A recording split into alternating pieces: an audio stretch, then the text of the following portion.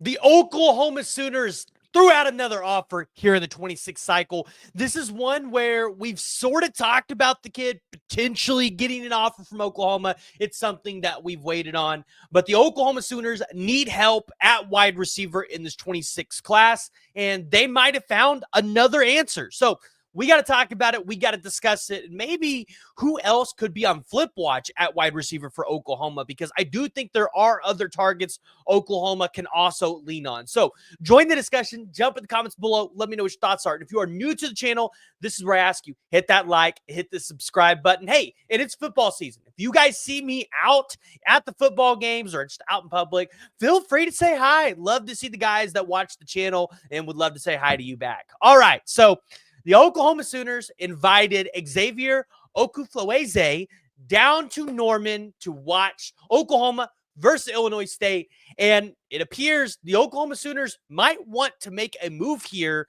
after Xavier and try to get him a part of this 26 class. Now, if you remember, we've talked about him before as a potential guy that could potentially get an offer from Oklahoma, but the offer hasn't been there yet to this time. So the Oklahoma Sooners offer a 6'4", 195-pound athlete out of Rejoice Christian School in Owasso.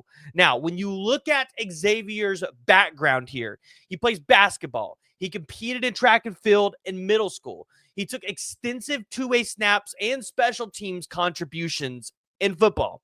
As a junior, he helped Rejoice reach the 2A state quarterfinals in basketball. But in football, where we're recruiting him, he was a two-way starter at wide receiver and cornerback. He helped Rejoice to a 13-1 record and an Oklahoma A1 championship. He caught 46 passes for 901 yards, 9 touchdowns on a 19.6-yard average per reception.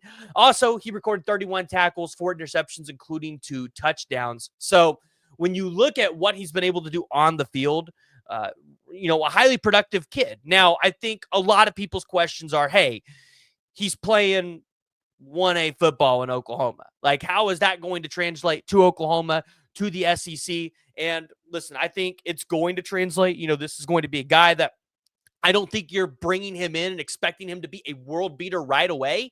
But you're a perfect example of guys that play at smaller high schools and can do the job well. Look at a guy like Elijah Thomas. You've heard nothing but great things about him all throughout spring, the summer, and fall camp.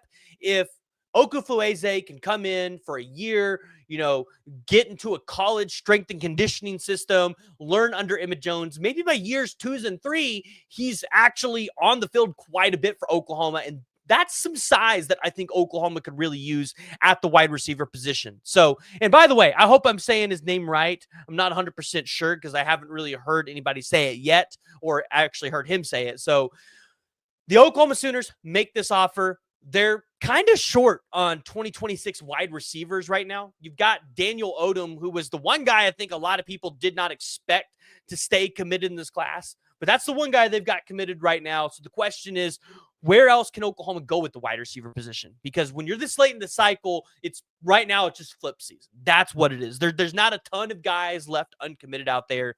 One guy that I'm specifically watching now after Friday, where Auburn and Baylor played, is Jordan Clay, the 6'3", 200-pound wide receiver. He took his official visit when Bo Bentley was on campus. I believe, if Dave Aranda gets fired or Baylor just has an atrocious season, which I don't think is out of the realm of possibility here, the Oklahoma Sooners could be looking to flip Jordan Clay late in the cycle. So I would potentially keep that one locked in the back of your mind. And after what I saw from Baylor, I definitely think there's a possibility that he could potentially become a flip target.